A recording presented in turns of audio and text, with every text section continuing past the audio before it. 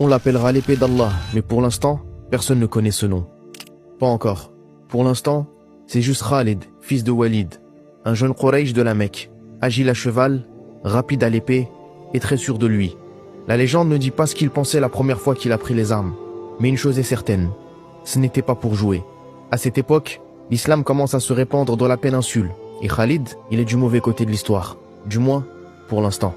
Car c'est lui, oui, lui, qui inflige aux musulmans l'une de leurs défaites les plus cuisantes à Uhud. Un génie tactique, même ses ennemis l'admettent. Il contourne l'armée, frappe là où ça fait mal et s'en va. Comme une ombre. Ce jour-là, certains pensent que c'est lui, le vrai fléau des croyants. Mais l'histoire est plus capricieuse que ça. Car dans quelques années, ce même Khalid changera de camp, volontairement. Et quand il le fait, le monde ne sera plus jamais le même. Imaginez, l'un des plus brillants stratèges de la Mecque, désormais au service du prophète Mohammed sallallahu alayhi wa sallam.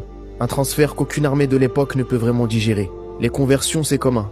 Mais Khalid, c'est une arme vivante. Elle vient de changer de main. Très vite, il fait ce qu'il sait faire de mieux. Gagner. À Mu'ta, ils sont 3000 contre des dizaines de milliers. Khalid prend le commandement après la mort des chefs. Et avec 3 mouvements rapides, il sauve toute l'armée d'une annihilation totale. Premier surnom, le sabre dégainé d'Allah. Pas mal pour un nouveau venu. Ensuite, ce n'est qu'un long enchaînement de victoires. L'Empire byzantin et les Perses le voient arriver comme on voit un orage noir à l'horizon. On sait qu'on va se faire balayer. À Yarmouk, il affronte une armée 5 fois plus nombreuse. Il les brise. Littéralement.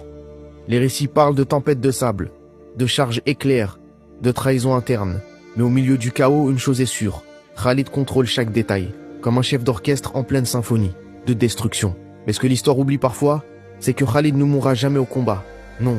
L'homme qui a mené plus de 100 batailles, n'en a jamais perdu une seule, mourra dans son lit, le comble. Lui-même dira sur son lit de mort qu'il n'a pas un seul endroit sur son corps qui n'a pas été marqué par une lance, une flèche ou une épée. Et pourtant, il meurt paisiblement. Injuste, peut-être. Mais même la mort semblait redouter de l'affronter sur un champ de bataille. On l'appelait l'épée d'Allah, et une épée, même au repos, reste toujours une menace.